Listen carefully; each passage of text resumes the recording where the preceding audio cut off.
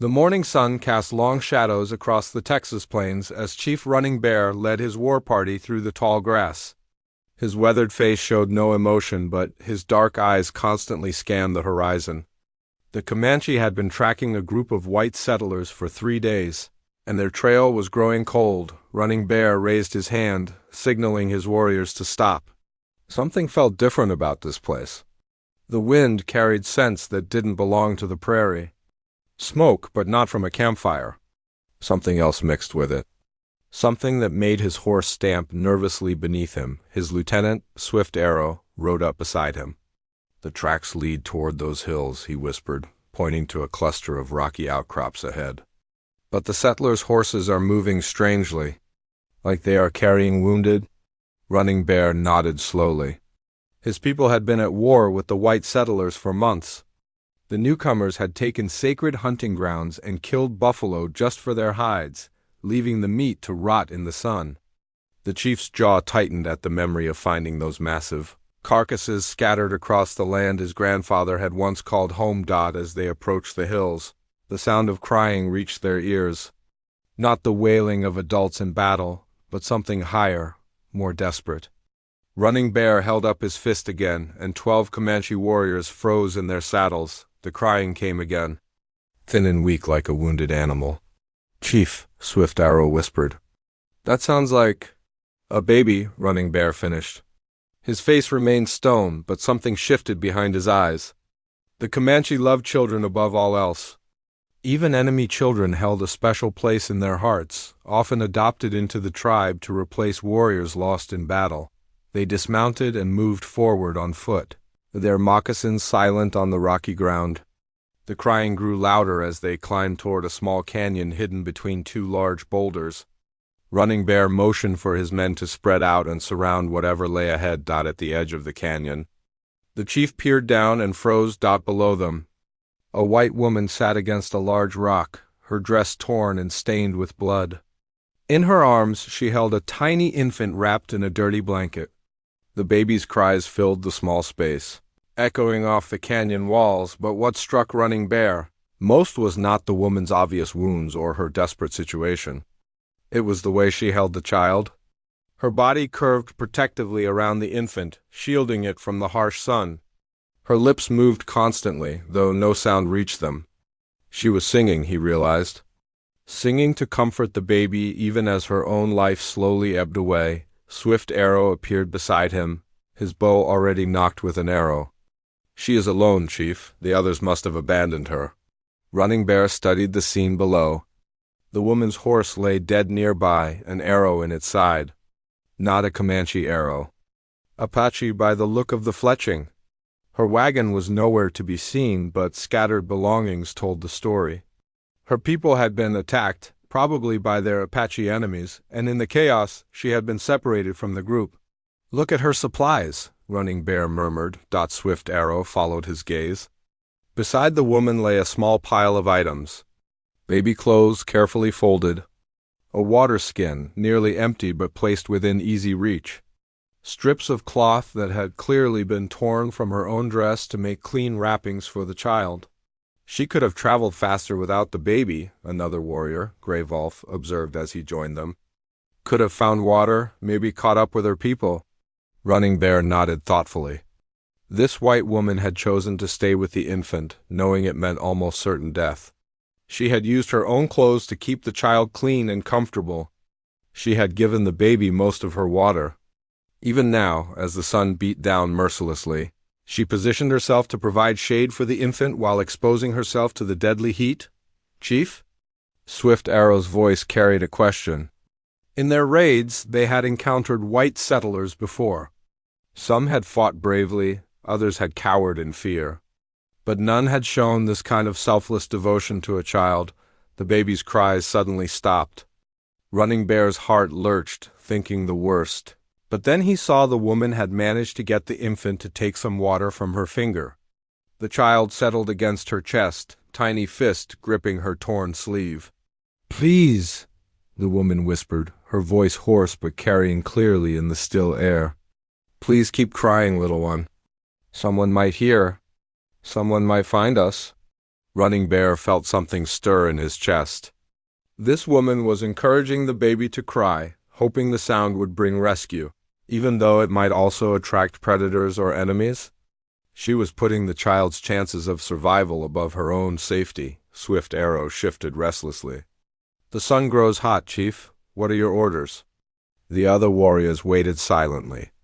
They had come to raid, to strike back at the white invaders who had disrupted their way of life. This woman was their enemy, by all rights.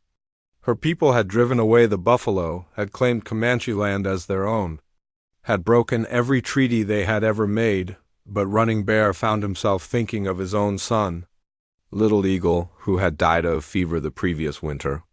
He remembered holding the boy as life faded from his small body, remembered the desperate prayers to the spirits. The way his wife had sung the old songs to comfort their dying child, the woman below began to sing again, her voice growing weaker but never stopping. The melody was unfamiliar to Running Bear, but the love in it was universal. This was a mother's song, sung to bring peace to a suffering child. "She is not the mother," Gray Wolf observed quietly.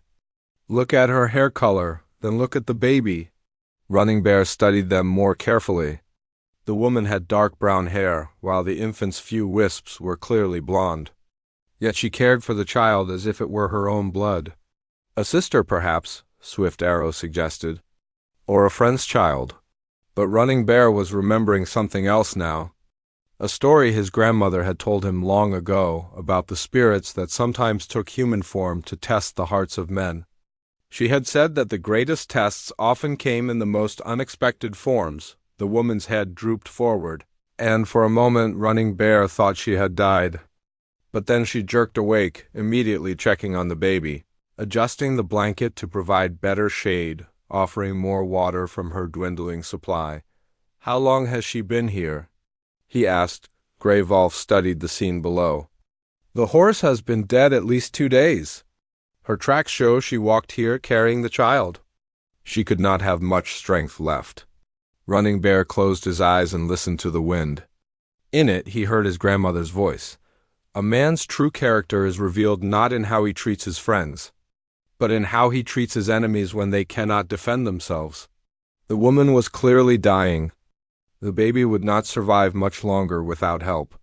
In a few hours, the sun would kill them both, and the Comanche war party would ride on, to find other enemies to fight.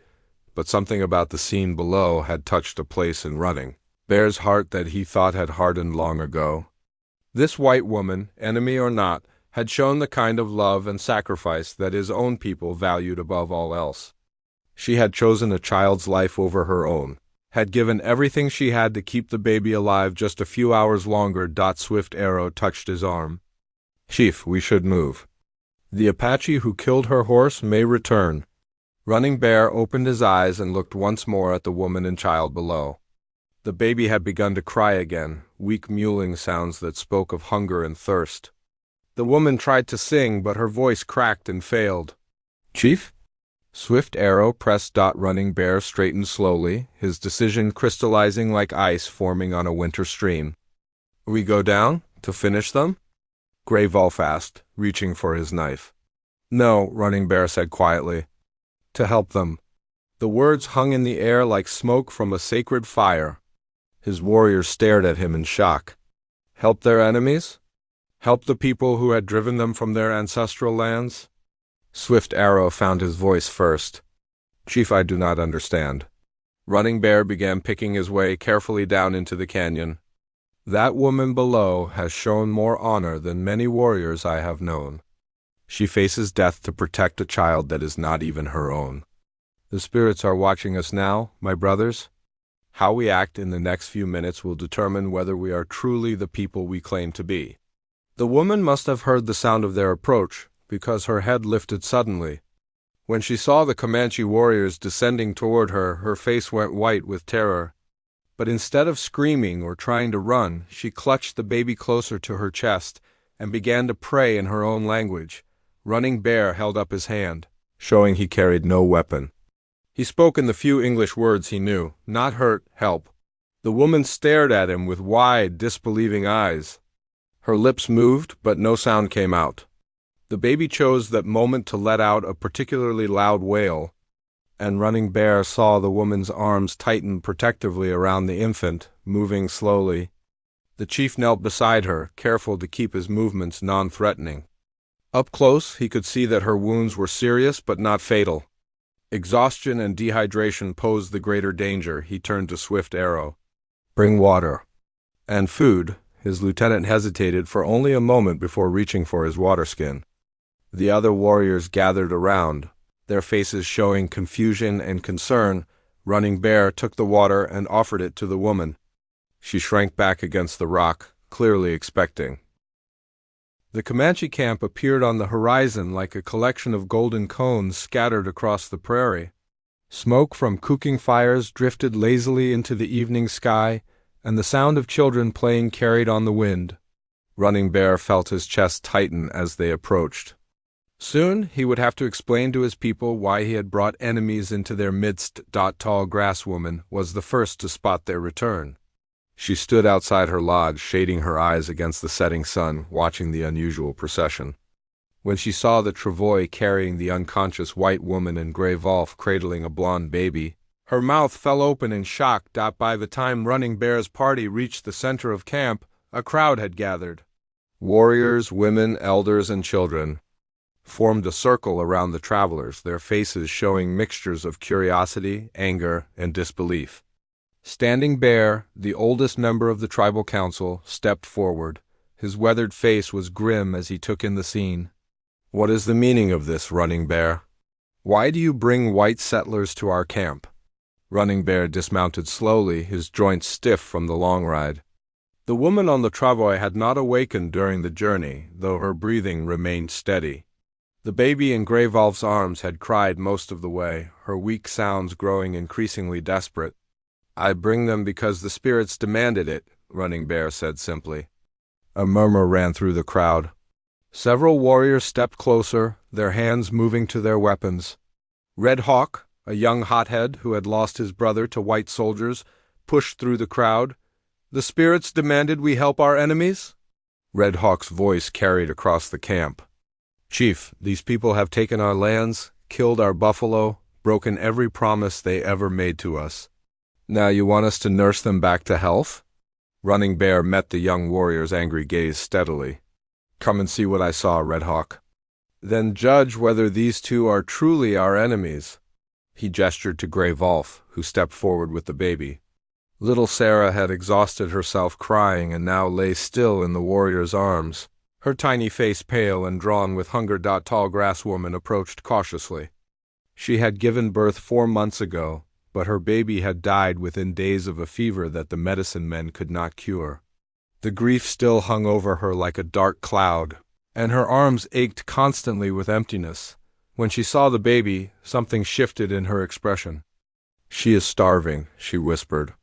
"Yes," Running Bear said quietly. "Her mother died protecting her from Apache raiders. The woman on the travois is not even her birth mother, but she gave everything she had to keep this child alive." Standing Bear frowned.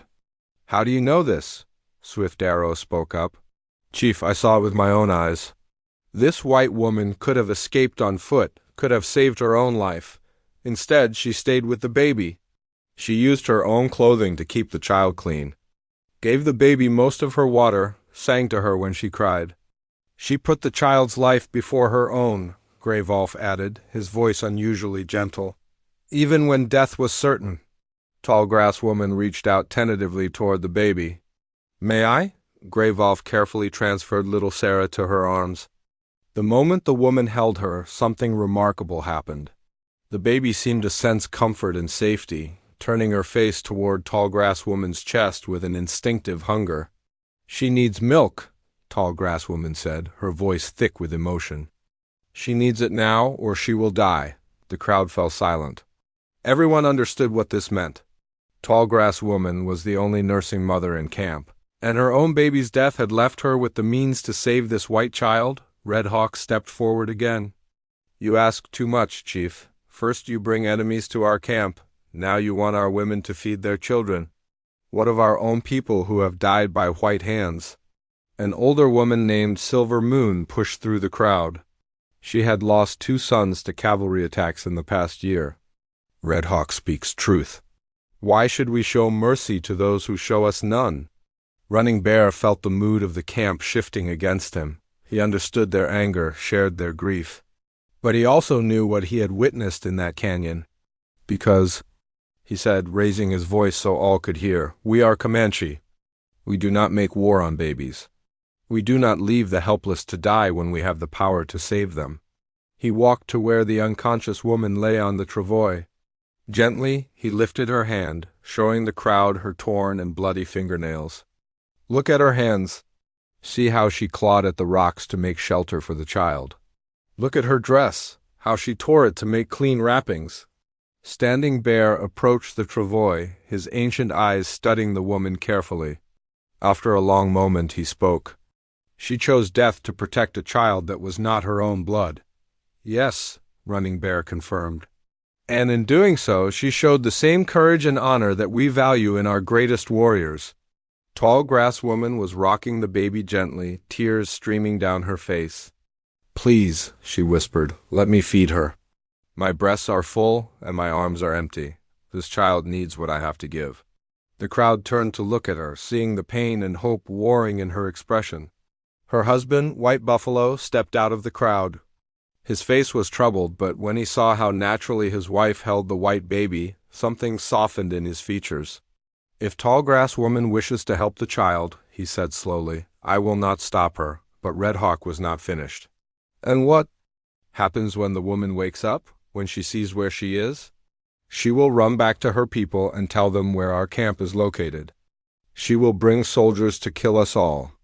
Morning Star, the tribe's medicine woman, had been examining the unconscious woman during the debate. Now she looked up, her face grave. This one will not be running anywhere for many days, she announced. She has wounds that need tending, and her body is near death from thirst and exhaustion. Even with good care, she may not live? The baby began to cry again, weak sounds that tugged at every heart in the camp. Tall Grass Woman looked around desperately. Please, she is dying. Standing Bear raised his hand for silence.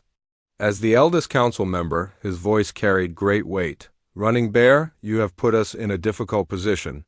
But you are right about one thing. We are Comanche. We do not make war on children. He paused, looking around the circle of faces. The baby may live with Tall Grass Woman if she chooses to nurse her. But the white woman is a different matter. She is under my protection, Running Bear said firmly. I found her, I brought her here. By the old laws, she is my responsibility. And if she brings danger to our people? Silver Moon demanded. Then I will face the consequences, the chief replied. But I believe the spirits brought us to that canyon for a purpose. This woman showed honor in the face of death. Perhaps it is time we learned what the white people call her kind of courage. Tall Grass Woman was already moving toward her lodge, cradling the baby close. I will feed her now. We can argue about the rest later. White Buffalo followed his wife. And several other women went with them, curious to see what would happen when the white baby nursed from a Comanche mother. Standing Bear stroked his graying beard thoughtfully. Very well, the baby lives for now, but the woman. He looked down at the pale, unconscious figure on the travois. We will see what the spirits intend when she wakes. Morning Star gathered her medicine bag. Bring her to my lodge. I have herbs that might help her, but she needs water and rest most of all. As the crowd began to disperse, Running Bear noticed that not everyone was happy with his decision. Red Hawk and several other young warriors stood together, their faces dark with anger. He would need to watch them carefully. Swift Arrow approached him quietly. Chief, you know this will not end here. There will be more trouble over this. Perhaps, Running Bear acknowledged. But sometimes doing what is right brings trouble. That does not mean we should stop doing right. From Tall Grass Woman's lodge came the blessed sound of silence. The baby had stopped crying, which meant she was finally feeding. Running Bear felt a weight lift from his heart. At least one life had been saved. Inside the medicine lodge, Morning Star worked over the unconscious woman with practiced skill. She cleaned the wounds, applied healing herbs, and forced drops of herbal tea between the woman's lips.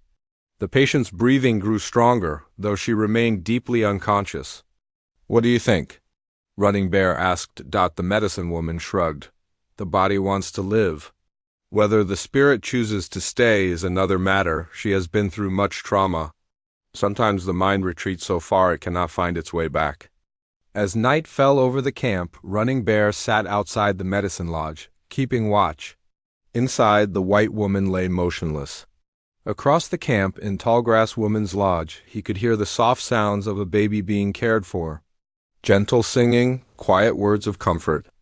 Other members of the tribe walked past, some nodding respectfully to their chief, others avoiding his eyes. The division in the camp was clear, but Running Bear had faced difficult decisions before. Leadership meant making choices that not everyone would understand.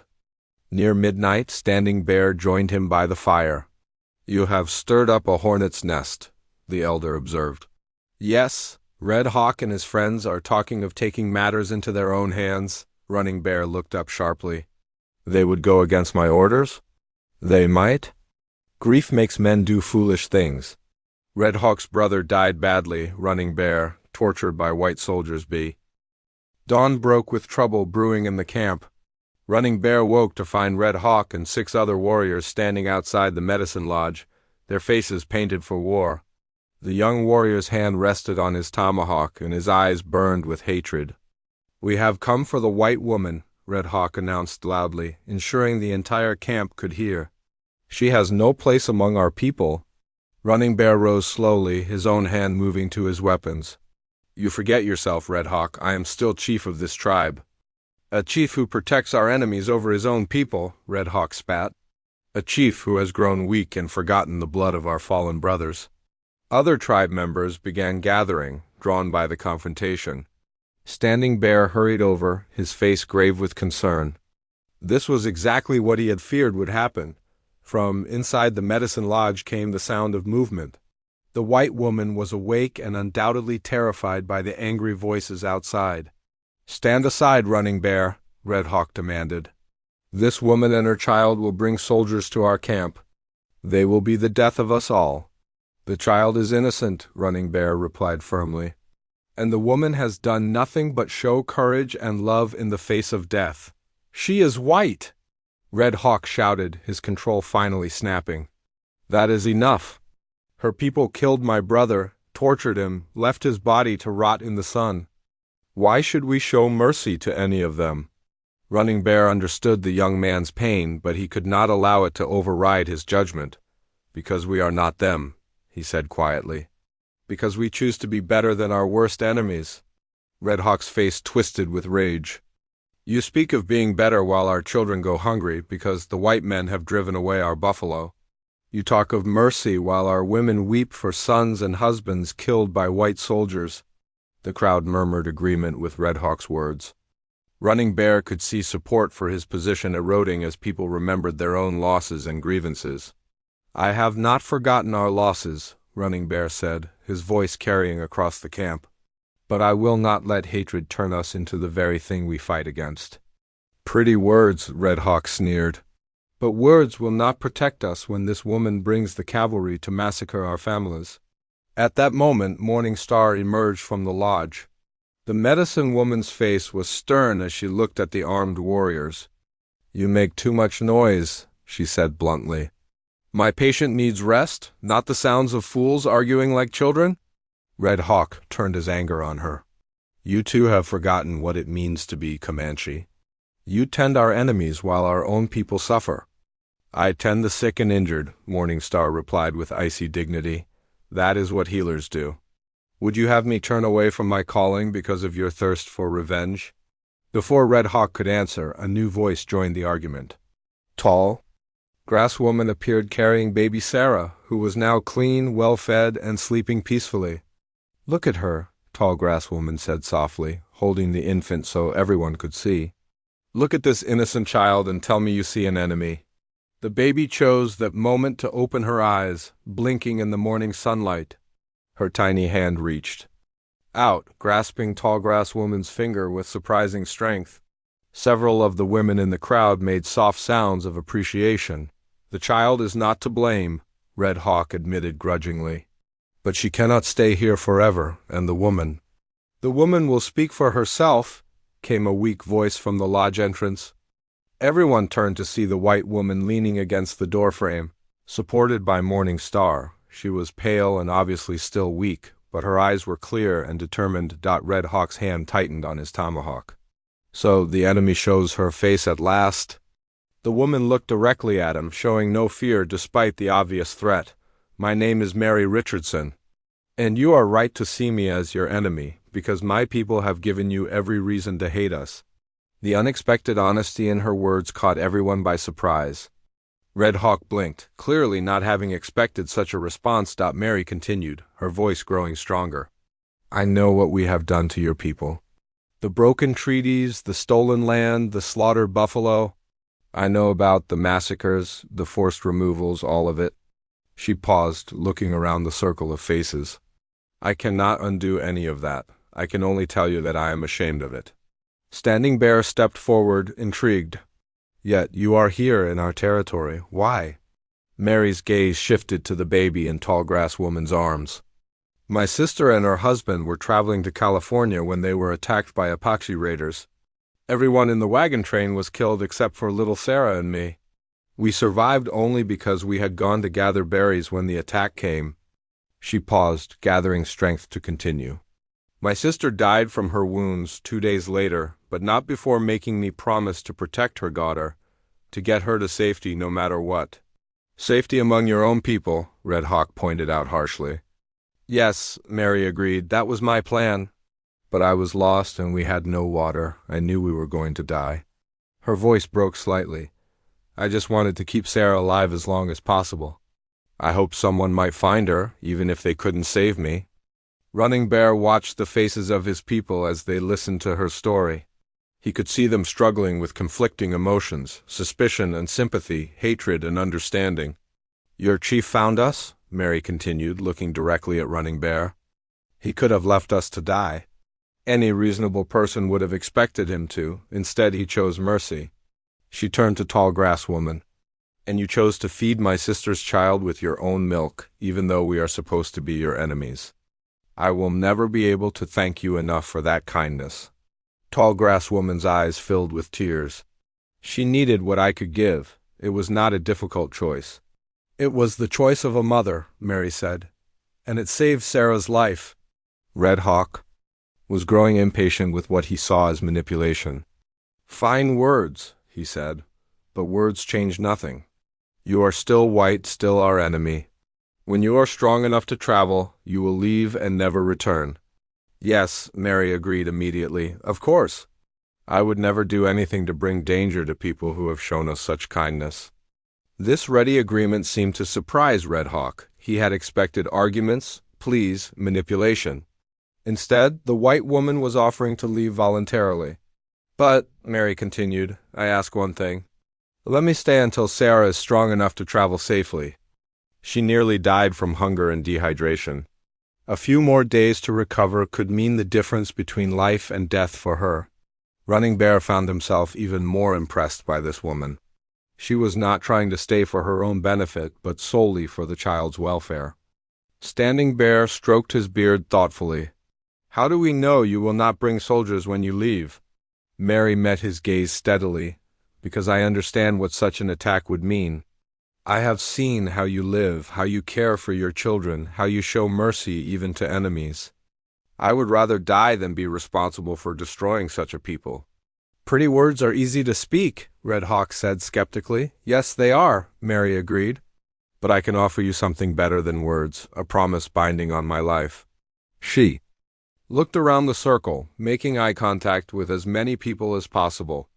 If I ever lead soldiers or settlers to your people, if I ever break faith with the mercy you have shown me, may the Great Spirit strike me dead where I stand.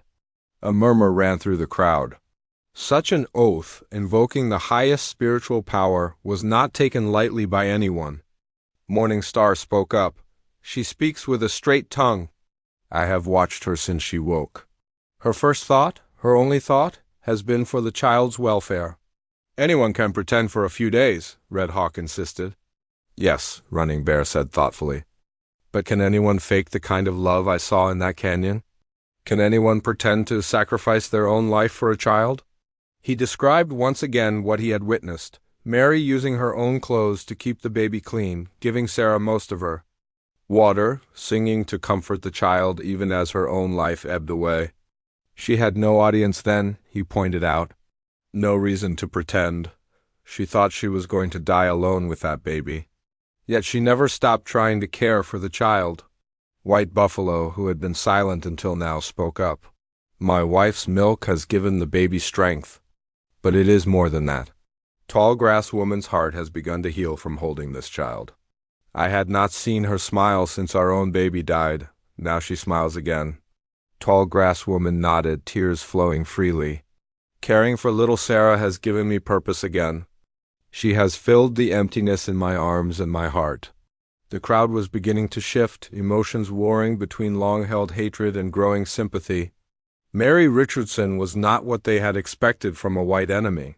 Her honesty, her obvious love for the child, her willingness to place Sarah's needs above her own safety. All of this was difficult to reconcile with their image of white settlers as heartless invaders. But Red Hawk was not convinced. Chiefs of other tribes will hear of this. They will say Running Bear has grown weak, that he coddles his enemies while his people suffer. Let them say what they will, Running Bear replied firmly. I answer to the spirits and to my conscience not to gossip and fear. Standing Bear raised his hand for silence. We have heard many words this morning. Now it is time for decision. He looked around the circle. All who would allow the woman and child to remain in our camp until they are strong.